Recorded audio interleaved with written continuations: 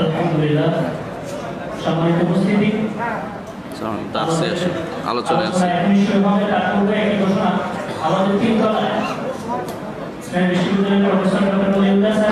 আছে আলোচনায় আছি পরে কথা বলি আলোচনায় আছি আলোচনায় দার্সে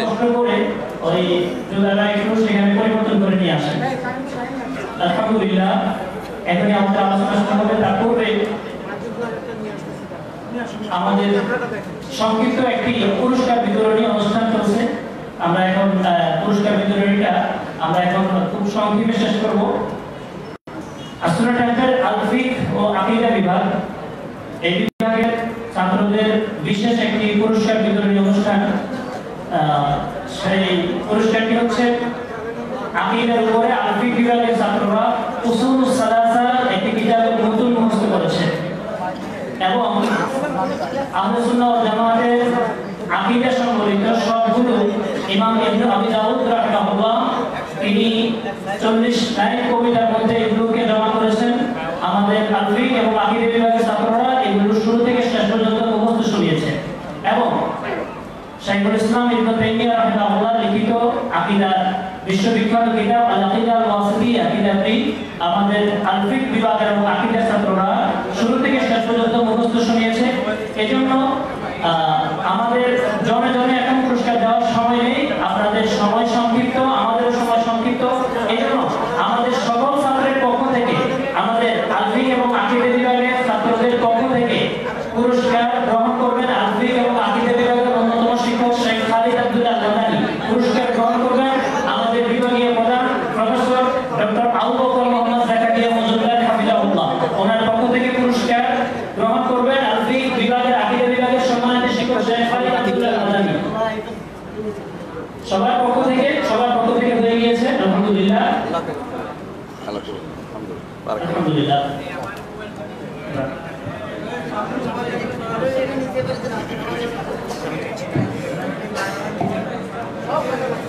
আলহামদুলিল্লাহ হাদিসের সনদ বিচার পর্যন্ত আমরা থাকতে চাই।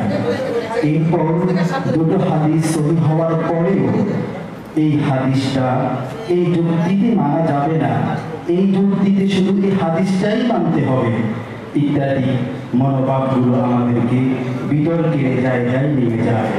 এটা না করে আমরা বরং হাদিসের মতো উদার হই, যে ব্যাপারে দুইটা হাদিস আছে আলহামদুলিল্লাহ আমি এটা পালন করছি আর একজন অন্যটা পালন করছে, আমার কাছে বিভিন্ন যুক্তিতে এটা উত্তম মনে হয়েছে, তার কাছে বিভিন্ন যুক্তিতে অন্যটা উত্তম মনে হয়েছে, খুবই স্বাভাবিক।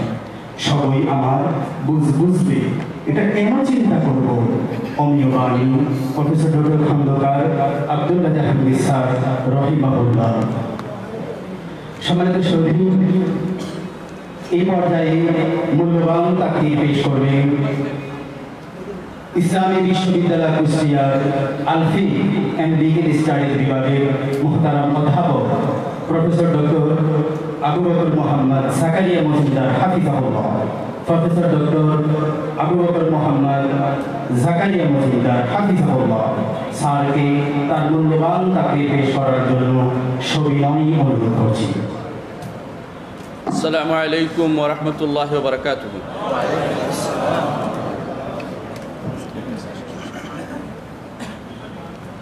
ইন্নাল হামদালিল্লাহ নাহমাদুহু ওয়া নাস্তাঈনুহু ওয়া নাস্তাগফিরুহ ওয়া নাউযু বিল্লাহি মিন শুরুরি আনফুসিনা ওয়া মিন সাইয়্যাতি আ'মালিনা মান ইয়াহদিহিল্লাহু ফালা মুদিল্লা লাহু ওয়া মান ইউদ্লিল ফালা হাদিয়া লাহু وأشهد أن لا إله إلا الله وحده لا شريك له وأشهد أن محمدا عبده ورسوله أما بعد فقد قال الله عز وجل في كتابه الحميد تبارك الذي بيده الملك وهو على كل شيء قدير الذي خلق الموت والحياة ليبلوكم أيكم أحسن عملا وهو العزيز الغفور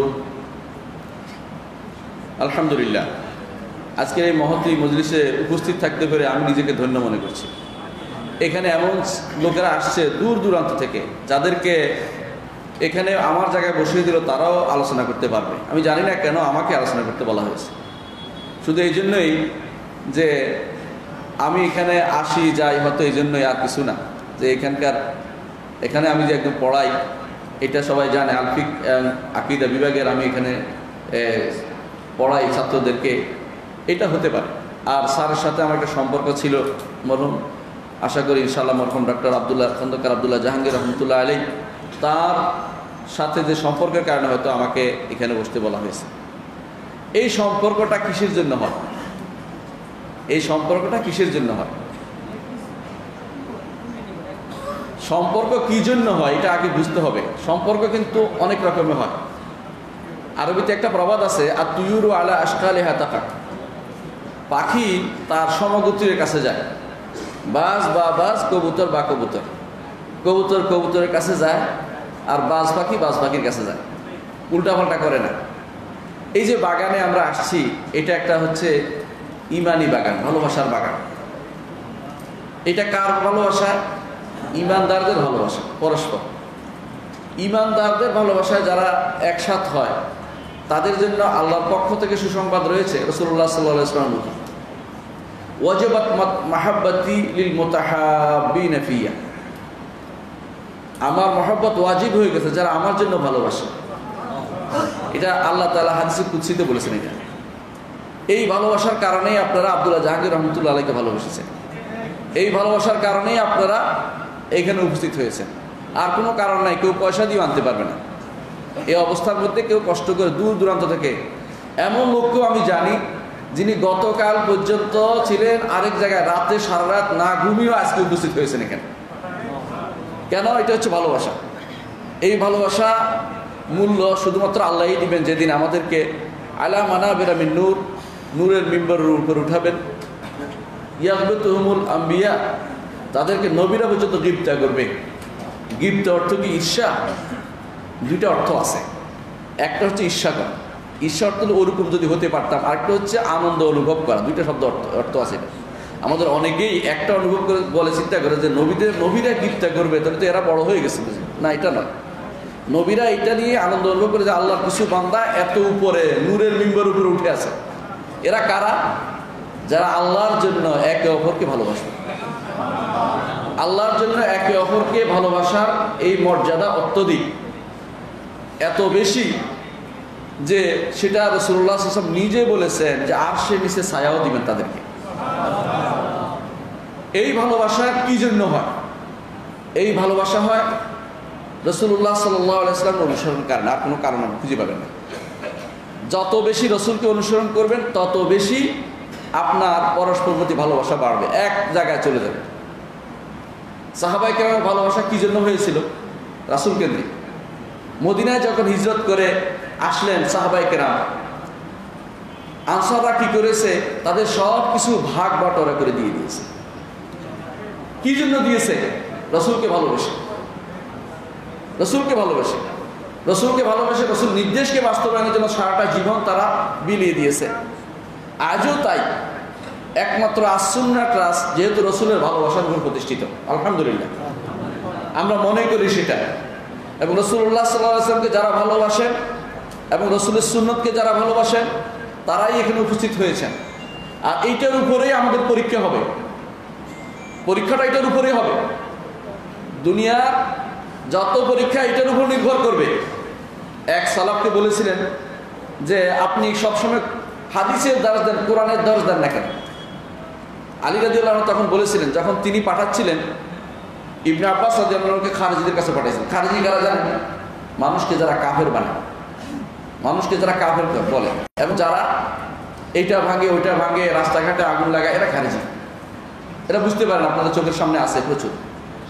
ইবনে আব্বাস রাদিয়াল্লাহু আনহুকে যখন পাঠাচ্ছিলেন এদের সাথে মুনাজারা করতে, যে যাও তুমি যদি তাদের কাউকে ফিরিয়ে আনতে পারো।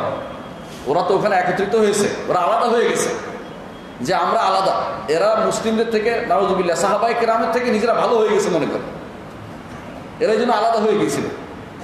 নিয়ত কিন্তু খারাপ ছিল না, কিন্তু আমলটা ভুল ছিল, রাসূলের মানহাজ ভুল ছিল। এই জন্য নিয়ত ভালো থাকলে যেন শুদ্ধ হয় না সব কিছু। কামিন মুরিদিন লিল খাইর লাম ইউসিবু, অনেক ভালো ন্যাক ইচ্ছা থাকলেও ইচ্ছাটা পাওয়া যায় না। একদিন আব্দুল্লাহ ইবনে মাসউদ রাদিয়াল্লাহু আনহু তিনি তার ঘরে বসা ছিলেন। আবু মুসা আশআরী রাদিয়াল্লাহু আনহু দৌড়ে আসলেন, বললেন যে আবু আব্দুর রহমান, মসজিদে কিছু লোককে দেখেছি, তারা বলতেছে সাব্বিহু মিয়া, কাব্বিরু মিয়া, হাল্লিলু মিয়া, অর্থাৎ সুবহানাল্লাহ 100 বার পড়ো, আলহামদুলিল্লাহ 100 বার পড়ো, আল্লাহু আকবার 100 বার পড়ো, লা ইলাহা ইল্লাল্লাহ 100 বার পড়ো। মসজিদের মধ্যে বসে বসে একজন বলে আর সবাই পড়ো। দেখতে তো ভালোই, খারাপ নাকি এটা? সুবহানাল্লাহ পড়তে চুরি করতেছে নাকি? হ্যাঁ, মিথ্যা কথা বলতেছে না খারাপ কিছু বিড়ি খাইতেছে? এটা কি করতেছে? সুবহানাল্লাহ আলহামদুলিল্লাহ পড়তেছে। কিন্তু আব্দুল্লাহ ইবনে মাসউদ রাদিয়াল্লাহু আনহু বললেন, তুমি কি করেছো? বলে আমি কি করবো, আমি তো আপনার কাছে দৌড়ে আসছি। বলে আমার কাছে দৌড়ে আসছো? তিনি যে কাপড় ছিল এই কাপড় সহ রওনা হলেন, টেনে টেনে টেনে টেনে রওনা হলেন। রওনা হয়ে বললেন, হে মসজিদবাসীরা, হয় তোমরা মুহাম্মদ রাসূলুল্লাহ সাল্লাল্লাহু আলাইহি ওয়াসাল্লামের থেকে ভালো কোনো আদর্শ নিয়ে এসেছ, না হলে তোমরা নিজেরা কোনো কিছু তৈরি করেছো। দুটো একটা বলো। বলতে ইয়া আবু আব্দুর রহমান মা আরাদনা ইল্লাল খায়র, আবু আব্দুর রহমান আমরা তো কল্যাণে চেয়েছি, আমরা খারাপ কিছু করতেছি নাকি? তখন তিনি এই কঠিন শব্দটি বলেছিলেন, কাম মিন মুরিদিন লিল খায়র লাম ইউসিবু, ইচ্ছা ভালো হলেই কাজটা ভালো হয়ে যায়। ইচ্ছা ভালো হলে কাজটা ভালো হয়ে যায়। যে ব্যক্তি মূর্তির সামনে মাথা নত করে রাখছে, সে কি আপনি মনে করেন না সে তার ইচ্ছা খারাপ? ইচ্ছা ভালো থাকতে পারে, সে মনে হতে খুশি করতেছে, কিন্তু কাজটা অনুমোদিত না, কাজটা আল্লাহ তার রাসূল কর্তৃক অনুমোদিত না, এই জন্য খারাপ। ইচ্ছা ভালো হলে ভালো হয় না। আজ দুনিয়াতে মানুষ ইচ্ছা করতেছে অনেক কিছুই, অনেকে খারাপভাবে চিত্রায়িত করতেছে, অনেকে এটা বলতেছে ওইটা বলতেছে, কিন্তু এই ইচ্ছা ভালো হলে ভালো হয়ে যায় না যতক্ষণ পর্যন্ত সেটা মুহাম্মদুর রাসূলুল্লাহ সাল্লাল্লাহু আলাইহি ওয়াসাল্লাম আদর্শ মোতাবেক না হচ্ছে। আমি যে আয়াতটি তেলাওয়াত করেছি আয়াতটি ব্যাখ্যা করব, এরপর আমি ইনশাআল্লাহ আমার মাইক ছেড়ে দেব। আল্লাহ তাআলা বলছেন, তাবারাকাল্লাযী বিয়াদিহিল মুলকু ওয়া হুয়া আলা কুল্লি শাইইন কাদির। এই আয়াতে পুরোটাই তার তাওহীদের কথা বলেছেন। বরকতময়, পুরো বরকতওয়ালা কে? আল্লাহ। আল্লাযী বিয়াদিহিল মুলকু, যার হাতে সব কিছু রাজত্ব। রুবুবিয়তের পরিচয় দিচ্ছে, যার হাতে সমস্ত সৃষ্টির ক্ষমতা, যার হাতে, তিনি হচ্ছেন রব্বুল আলামিন, তিনি বরকতময়। তাবারাকাল্লাযী বিয়াদিহিল মুলকু ওয়া হুয়া আলা কুল্লি শাইইন কাদির, সব কিছু তিনি করতে সক্ষম। এটা হচ্ছে রুবুবিয়তের পরিচয়। পরেরটা দিচ্ছেন, রিসালাতের কথা বলছেন, লা ইলাহা ইল্লাল্লাহর কথা বলছেন, এখন মুহাম্মদুর রাসূলুল্লাহ বলবেন, আল্লাযী খালাকাল মাউতা ওয়াল হায়াতা লিয়াবলুয়াকুম আইয়ুকুম আহসানু আমালা। আল্লাযী খালাকাল মাউতা ওয়াল হায়াতা, যিনি জীবন এবং মৃত্যু সৃষ্টি করেছেন। আছে কিনা জীবন মৃত্যু? এখন নাই। আছে কিনা? কোন বন্ধ হয়ে যাবে না। একদিকে সন্তান জন্মগ্রহণ করছে, একদিন বৃদ্ধ মারা যাচ্ছে। একদিকে কারো সন্তান জন্মগ্রহণ করছে, কারো সন্তান পেটেই মারা যাচ্ছে। আছে না? খালাকাল মাউতা ওয়াল হায়াতা, জীবন এবং মৃত্যু সৃষ্টি করেছেন। দুনিয়ায় আসতেই হবে, এমন নয় যে আপনি না এসে পারবেন। যাকে আল্লাহ তাআলা লিখেছেন দুনিয়াতে আসা, তাকে আসবেই, কিন্তু কি করতে হবে বলে দিচ্ছেন, লিয়াবলুয়াকুম আইয়ুকুম আহসানু আমালা। পরীক্ষা করতে চান কে তোমাদের মধ্যে উত্তম আমল করে, নাকি বেশি আমল করে? উত্তম আমল করে। উত্তম আমল কি জিনিস? ফুদাইল ইবনে ইয়াদ রাহমাহুল্লাহ তাকে জিজ্ঞাসা করে উত্তম আমল কোনটা? তিনি বলেছেন উত্তম আমল হচ্ছে ওইটা যেটা সুন্নাহ মোতাবেক হবে, যেটা সুন্নাহ মোতাবেক হবে। আপনি যত বেশি আমলই করেন না কেন, আপনি অনেক অনেক আমল করেন, আপনি একেবারে রাত জেগে সারা রাত ধরে নফল নামাজ পড়েন, কিন্তু রাসূলের সুন্নাহ মোতাবেক পড়েন না, নিজের মন মতো পড়েন। আপনি সারা রাত সারা বছর বছর ইবাদত করেন, এমন দিনেও রোজা রাখেন যেদিন রোজা রাখা শরীয়তে নিষিদ্ধ, আপনি বন্ধ করছেন। আপনি কি করছেন? কষ্ট দিচ্ছেন, সাধনা করতেছেন। কেউ কেউ এটার নাম দিচ্ছে সাধনা। সাধনা বুঝে? আমাদের দেশে কয় সাধনা ছাড়া পাওয়া যায় না। আপনাদের এদিকেই আছে, সাধন ছাড়া মিলে না। আপনাদের গীতি গায় না, সাধনার মাধ্যমে সেটা পাওয়া যায় মনে করতেছে। ওই সাধনা ইসলামে না। ইসলাম বলছে অনুসরণ করতে বলেছে। সাধনা করলে ইসলামে কিছু পাওয়া যাবে না। এই সাধনা কোথায় করতে হবে? রাসূলের অনুসরণের মাধ্যমে করতে হবে, ওইটার মধ্যে করতে হবে। ওইটার বাইরে করলে একটু গ্রহণযোগ্য হবে না। আল্লাযী খালাকাল মাউতা ওয়াল হায়াতা লিয়াবলুয়াকুম আইয়ুকুম আহসানু আমালা। তোমাদের কোন আমলটি সবচেয়ে উত্তম সেটা পরীক্ষা করার জন্য, তোমাদের মধ্যে কে সুন্দর আমল করে সেটা পরীক্ষা করার জন্য। সুন্দর আমল, যদি কোনো কিছু আমল যদি কোনো খালেস আল্লাহর জন্য না হয়, আল্লাহ কবুল করবেন না। ঠিক অনুরূপভাবে যে আমলটি রসুলের সুন্নাহ মোতাবেক হবে না, সেটাও আল্লাহ তাআলা কবুল করবেন না। দুইটা জিনিস, আখলাসাহু ওয়া আসওয়াবাহু, এটা হলো পরিষদ আকসার। সবচেয়ে খালেস যেটা আল্লাহর জন্য হবে, সব বিশুদ্ধ যেটা হবে আল্লাহর জন্য, এটা গ্রহণ করার জন্য বলা হচ্ছে। তাহলে বেশি আমল নয়, বরং উত্তম আমল। বেশি আমল নয়, উত্তম আমল। উত্তম জায়গাতে বেশি আমল গ্রহণযোগ্য। এখানে হচ্ছে ফাস্তাবিকুল খায়রাত। ফাস্তাবিকুল খায়রাত, যত কল্যাণমূলক কাজে একে অপরের প্রতিযোগিতা তোমরা করো, আল্লাহ বলে দিয়েছেন। আমি দেখেছি যখন আমরা যখন আমরা পড়তাম মদিনা ইউনিভার্সিটিতে, মক্কা গেলে আমাদের কোনো ভাইকে দেখতাম, কই তার খুঁজে পাচ্ছি না। ঠিকই খুঁজতে খুঁজতে দেখা যাচ্ছে তোয়াফ করতেছে, কাউকে জানাচ্ছে না। কারণ উত্তম আমল ওইটা, কিন্তু কাউকে না বলাটা হচ্ছে কাজ। আবার দেখছি এমন মানুষকেও দেখছি, হজের মধ্যেও গেছে কেউ কেউ, যারা দেখেছি আমরা তো ঘুম থেকে উঠে দেখছি লোক নাই, তাকে ঠিকই পাওয়া যাবে মাতাফের ভিতরে তোয়াফ করতেছে। উত্তম আমলটা চিনেছে, সে চিনে বেশি করে করতেছে। এই জায়গাতে কোনো আরেকজনের ছাড় দেওয়ার জায়গা না। সফে আউয়াল, প্রথম কাতারে রাসূলুল্লাহ সাল্লাল্লাহু আলাইহি ওয়াসাল্লাম বলেছেন, মানুষ যদি জানতো প্রথম কাতারে কি ফজিলত রয়েছে, তোর লটারি না করে সেখানে কেউ ঢুকতে পারতো না, এত কঠিন এখানে হাঙ্গামা শুরু হয়ে দিত। এটা রাসূলুল্লাহ সাল্লাল্লাহু আলাইহি ওয়াসাল্লামের কথা। যারা ইমাম সবাই বলে, এটা অনেকেই বলে প্রথম কাতার থেকে অমুকের জন্য জায়গা ছেড়ে দেয়, এটা কিন্তু সুন্নত না। সুন্নত হচ্ছে যে প্রথম কাতারে আগে আসে তার ফজিলত বেশি, সে আগে দাঁড়াবে, ওকে ঠেলে বের করে দেওয়ার উপায় নেই। রাসূলুল্লাহ সাল্লাল্লাহু আলাইহি ওয়াসাল্লামের ডানে যারা থাকতো তারা কখনো এই জন্য দূরে সরে যেত না। একবার এক বালক ডানে ছিল, আবু বকর বামে ছিল। আপনারা জানেন সেই ঘটনা। দুধ খাইতে দিয়েছিল, রসুল খেয়ে ডান দিকে দেখে যে বালক, বাম দিকে আবু বকর। রসুল বললেন যে, বালক তুমি কি অনুমতি দিবে আবু বকরকে দিবে? বলে, ইয়া রাসূলুল্লাহ, আমি ইচ্ছা করে ডান দিকে আসছি যাতে করে আমি প্রথম খেতে পারি। আমি এটা কাউকে দিব না, মানে এই সুযোগ। এমন হচ্ছে আবু বকরকে সবসময় পাবে, আমি কোথায় পাই? আমি এই সুযোগ নিব। ভালোবাসা কতটুকু, যে ভালো কাজে কাউকে আমি ছাড় দিব না, এটা আমি করব, এটা আমার দরকার, এই ভালোবাসা আমার দরকার। রসুল এটা আমি নিব, রসুল আগে গেছে, আমি রসুলেরটা নিব। এই ভালোবাসা এরকম জায়গাতে ছাড় দেওয়ার সুযোগ নেই। ভালো কাজে আপনি আরেকজনকে ছাড় দিবেন না, হ্যাঁ এটা আমি করব। আমরা এখন ভালো কাজে কিন্তু ছাড় দিই, কিন্তু খারাপ কাজে ছাড় দেই না। খারাপ কাজে আমরা প্রতিযোগিতা খুব ভালোই করি। ও কি করে, আমি ওইটা করবো। ও যদি কোনো একটা বাড়ি বানায়, আমি দুইটা বাড়ি বানাবো। এটাতে কিন্তু আমাদের খুব প্রতিযোগিতা চলে, কিন্তু ভালো কাজের প্রতিযোগিতা খুব কমই হয়। আর ভালো কাজে যদি প্রতিযোগিতা হয়, ছবি তুলে দেখানোর একটা বিরাট প্রবণতা আমাদের মধ্যে দেখা যায়। দেখছেন না আপনারা?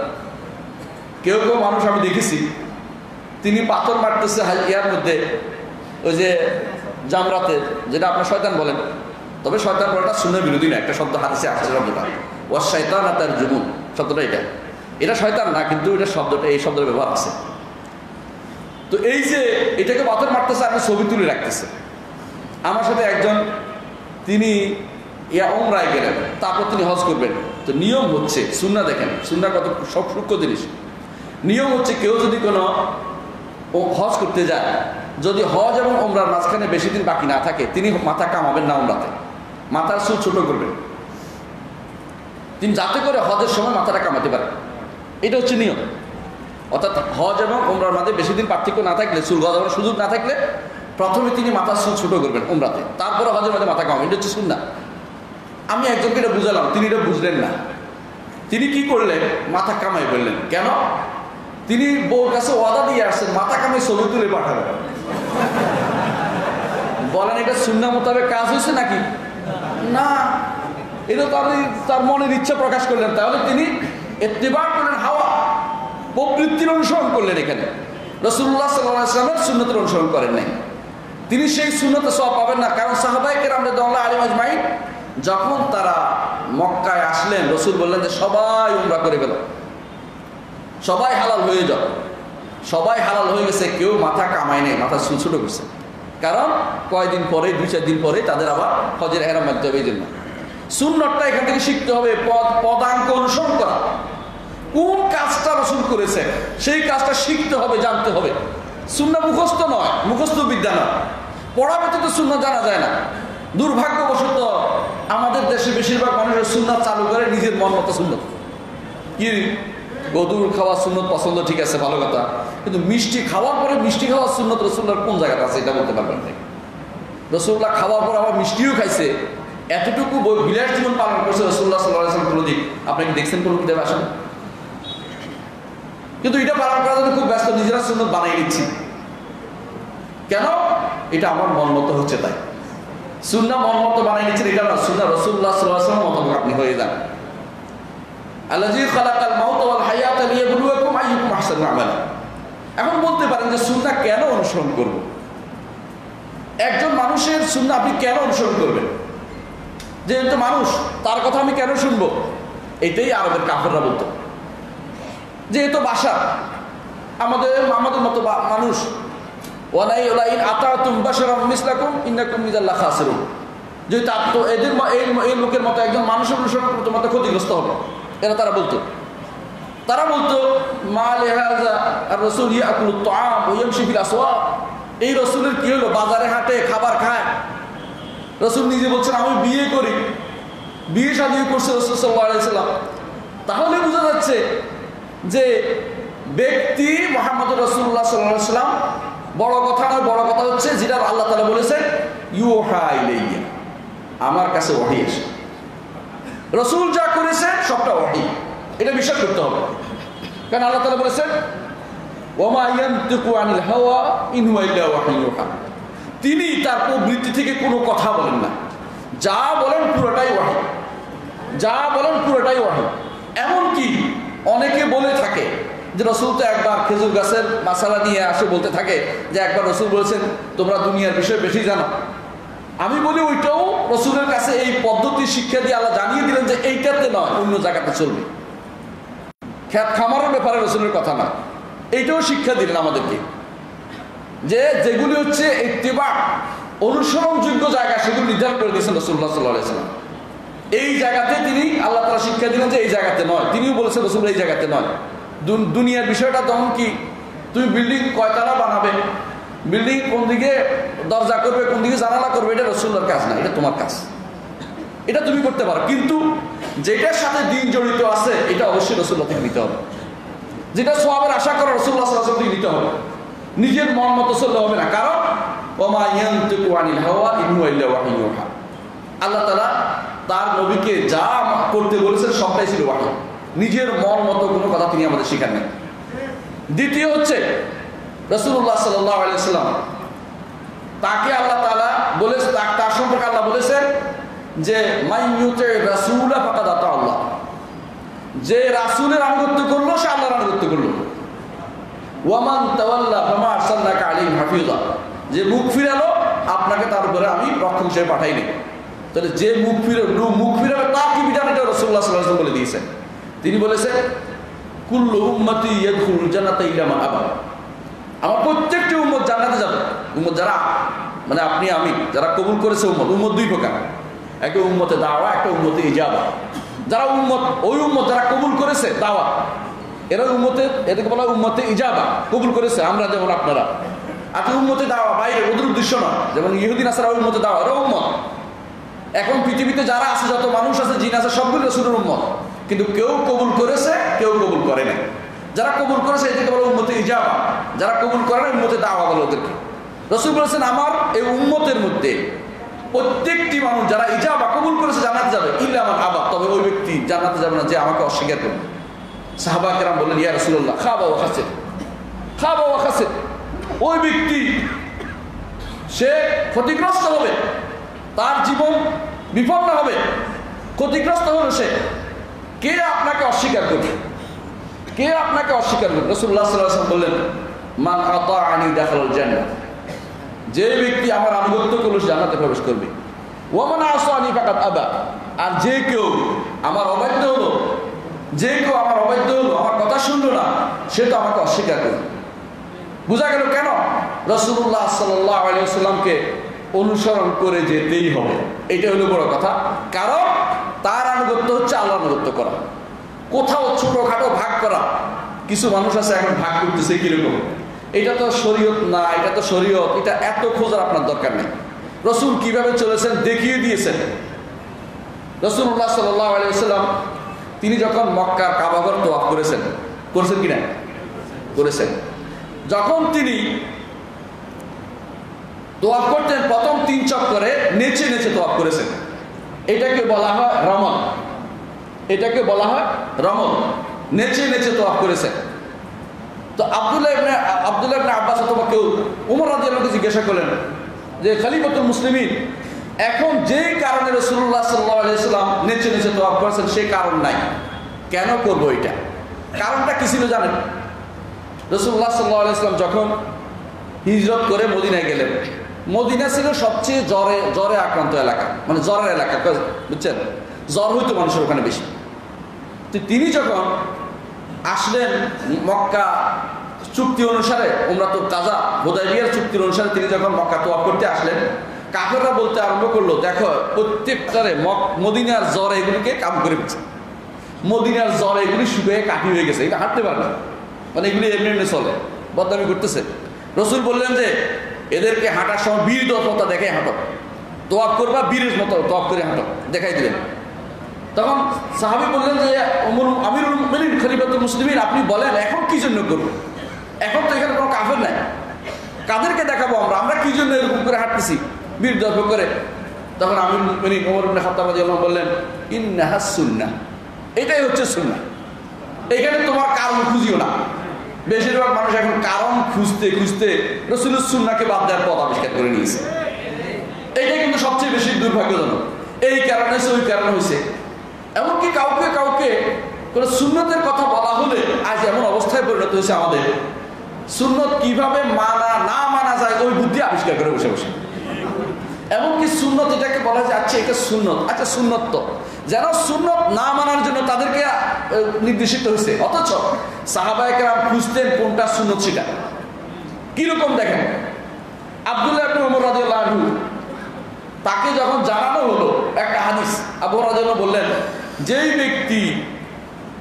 ব্যক্তি অথবা আবু হুরায়রা বলছেন, আব্দুল্লাহ ইবনে ওমর সাক্ষী ছিলেন, যেই ব্যক্তি উপস্থিত ছিলেন তাকে বললেন, যেই ব্যক্তি জানাজার নামাজে শরীক হবে এবং সেটা নিয়ে ইয়া পর্যন্ত যাবে, জানাজা দাফন পর্যন্ত যাবে, তার 2 কিরাত সব, 1 কিরাত হচ্ছে উহুদ পাহাড়ের মতো। আব্দুল্লাহ ইবনে ওমর অথবা আবু হুরায়রা তিনি বললেন যে আমি তো একটা জানি, অর্থাৎ যে ব্যক্তি জানাজার সালাতে শরীক হবে তার 1 কিরাত সওয়াব, এটা জানি, ওইটা তো পড়ি নাই কোনোদিন। চলো আমার কাছে সন্দেহ হচ্ছে, গিয়ে জিজ্ঞাসা করলেন উম্মুল মুমিনিন আয়েশা রাদিয়াল্লাহু আনহাকে, মা বলুন তো ঠিক বলেছে কিনা এই লোকটি? আয়েশা রাদিয়াল্লাহু বললেন, লোকটি ঠিক বলেছে। এ হচ্ছে ঘরের মানুষের উপকার।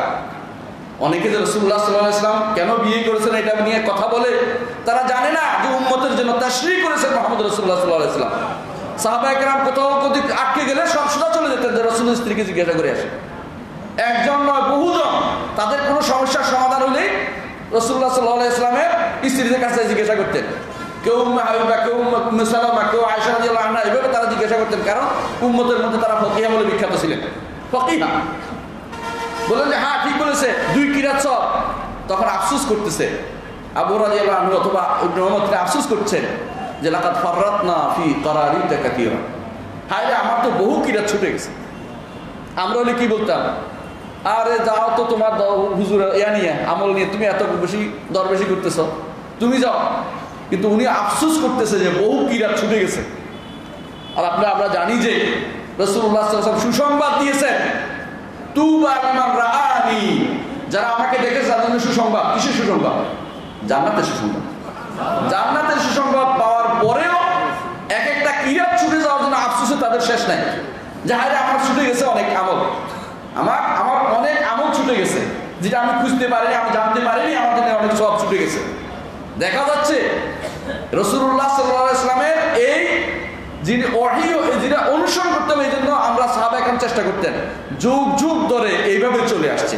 রাসূলুল্লাহ সাল্লাল্লাহু আলাইহি ওয়াসাল্লাম সুন্নাহ বললে আর কোনো কথা নেই, সুন্নাহ দিয়েই আপনাকে মানুষের মধ্যে দাঁড়াতে হবে। কারণ যেটা বলছিলাম, আলী রাদিয়াল্লাহু আনহু পাঠাচ্ছিলেন কারে, ইবনে আব্বাস রাদিয়াল্লাহু আনহুকে, তুমি যাও এই খারেজিদের সাথে নিয়ে একটু কথা বলো, এরা যেন ফিরে আসে, কারণ এরা তো বেবুঝ, ওদের আকল কম। বর্তমানে যেমন কিছু খারেজি আছে আকল কম। এদের মতো কিছু তুমি যা বুঝে নিয়ে আসো। ইবনে আব্বাস রাদিয়াল্লাহু আনহু তাদেরকে বুঝাতে গেলেন, যাবার সময় বলে দিলেন তুমি কোরআন দিয়ে তাদের সাথে কোনো ঝগড়া করবে না, কোরআন দিয়ে দলিল দিবা না, কারণ আল কোরআন হাম্মাল, কোরআন বহু অর্থ বহন করে। তারা তোমাকে এইবার এদিকে নিয়ে যাবে, একবার ওদিকে নাকা নিচুবানি খাওয়াবে তোমাকে। তাদের সাথে তুমি সুন্নাহ দিয়ে ইয়া করবা। ইবনে আব্বাস রাদিয়াল্লাহু আনহু গিয়ে বললেন তোমাদের কি অভিযোগ বলো।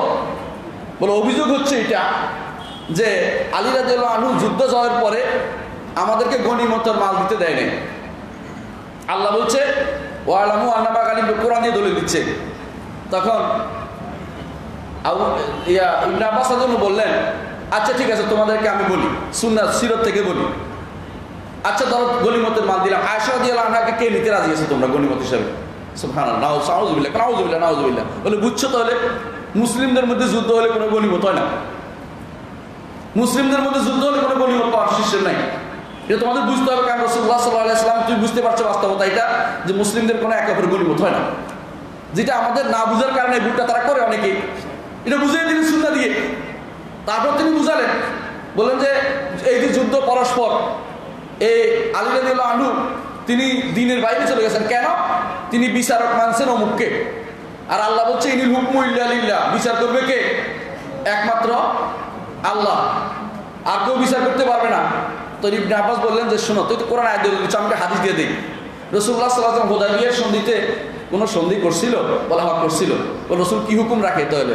বলে ইমানদার। তাহলে আমরা ইমানদার থাকলাম না কি করে বলো? চুপ হয়ে গেল, আর কোনো কথা বলো না। এইভাবে তিনি হাদিস দিয়ে বুঝে বুঝে তাদেরকে ফিরে নিয়ে আসলেন।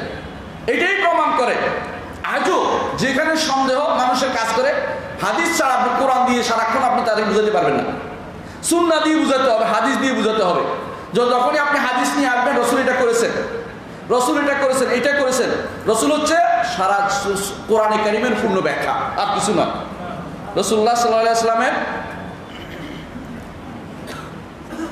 রাসূলুল্লাহ সাল্লাল্লাহু আলাইহি ওয়াসাল্লামের পুরো জীবনটা হচ্ছে কোরআনে কারিমের ব্যাখ্যা। কোন দিক দিয়ে? তাশরীর দিক থেকে, শরীয়তের দিক থেকে, আকীদার দিক থেকে, আখলাকের দিক থেকে, রাষ্ট্র পরিচালনার দিক থেকে, এবং পরিবার পরিচালনার দিক থেকে, সমাজ পরিচালনার দিক থেকে, সর্বদিক থেকে রাসূলুল্লাহ সাল্লাল্লাহু আলাইহি ওয়াসাল্লাম হচ্ছে আমাদের আদর্শ। একজন মানুষকে কেন পাঠানো হয়েছে? কেন মানুষকে পাঠানো তার থেকে নেওয়া সহজ হবে। কোরআনের ব্যাখ্যা এক একজন এক এক দিয়ে নিয়ে যাবে, কিন্তু যখন তিনি কাজ করে দিবেন কোনটা, সেটার বিরুদ্ধে কেউ কথা বলতে পারবে না। এটাই রাসূলুল্লাহ আল্লাহ তাআলা চেয়েছেন রাসূলের কাছ থেকে। এই জন্য আল্লাহ তাআলা কোরআনে কারীম বলেছেন ওয়া মা আরসালনা মির রাসূল ইল্লা লিইউতা বিইذنিল্লাহ। আমি যখনই কোন রাসূল প্রেরণ করেছি, এই জন্য প্রেরণ করেছি আল্লাহর ইচ্ছা, তার আনুগত্য করার জন্য তাকে প্রেরণ করেছি। অর্থাৎ আপনি রসুলকে প্রেরণ করেছে এই জন্য নয় যে আমি সবসময় রসুল রসুল রসুল বলে তার নামে গান গাইলাম। কিছু আসলে গান গাইবেন সারাক্ষণ রসুলের নাম, আর এমন এমন গজল গায়, কিছুক্ষণ পরে টানে, বসে, উঠে, নামে, কত কিছু দেখেন। আমি নাম বলতে চাচ্ছি না, আপনারা বুঝে নেবেন। কিন্তু তারা রসুলের সুন্নাহ বুঝে না, জানে না। এটাকে মাযুর মনে করি এখন, অনেকেই জানে না রসুলের সুন্নাহ কোনটা। যদি খুঁজে যদি বাইরে কিছু যায় তাহলে কি হবে? বিরাট হয়ে যাবে। এটাই হল পথভ্রষ্টতা, এতে কোনো সন্দেহ নেই। কারণ হেদায়েত লাভ করেছি কার মাধ্যমে? মুহাম্মদ রাসূলুল্লাহ সাল্লাল্লাহু আলাইহি ওয়াসাল্লামের মাধ্যমে। হেদায়েত থেকে বেরিয়ে যাব কিভাবে? সুন্নাত যখন পরিত্যাগ করব। এই জন্য আমাদের এই আব্দুল্লাহ ইবনে মাসউদ যেটা বলেছেন সেটাই মনে করতে হবে, এবং যেটা যুগে যুগে ইমামরাও বলেছেন যে আস-সুন্নাতু সাফিনাতু নূহ। সুন্নাহ হচ্ছে নূহের কিস্তি। সুন্নাহ হচ্ছে নূহের কিস্তি। নূহের কিস্তি বুঝছেন? নূহ আলাইহিস সালামের ছেলে ডুবে যাচ্ছে। নূহ ডাকতেছেন আল্লাহকে যে আল্লাহ আপনি তো ওয়াদা করেছেন, ইন্না ওয়াদাকা হাক, আপনার ওয়াদা সত্য, ওয়ান্নাবনি মিন আহলি, আমার ছেলে ডুবে যাচ্ছে। ক্বালা ইয়া নূহ ইন্নাহু লাইসা মিন আহলিক। হে নূহ, এ তোমার পরিবারভুক্ত লোক নয়। পরিবারভুক্ত মানে কি? তোমার আহাব বলতে যারা অনুসারী সত্যিকার নবীর, তাদেরকে বলা হয়। নবীর সন্তান হলেও যদি নবীর কথা না শুনে পরিবারভুক্ত হতে পারে না। পিতা হলেও পরিবারভুক্ত হতে পারে না। পিতা হলেও পরিবারভুক্ত হতে পারে না যদি অনুসরণকারী না হয়।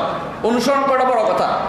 ইন্নাহু লাইসা মিন আহলিক ইন্নাহু আমালুন গায়রু সালিহ, তার আমল শুদ্ধ না।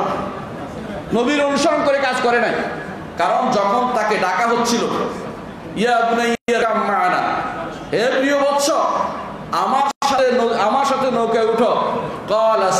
আওয়ি ইলা জাবালি ইয়াসিমুনি মিনাল মা। তখন তিনি বললেন এটা যে আমি একটা পাহাড়ে যাব, এই পাহাড়ে আমাকে আশ্রয় দিবে, আপনার নৌকায় আমি উঠবো না।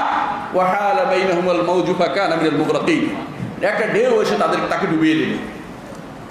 যেহেতু সফিনা নূহ উঠতে পারে নাই, নূহের কিস্তিতে উঠতে পারে নাই, সেহেতু তার কোনো কিছু গ্রহণযোগ্য হয় নাই, সে ডুবে মরতে হলো।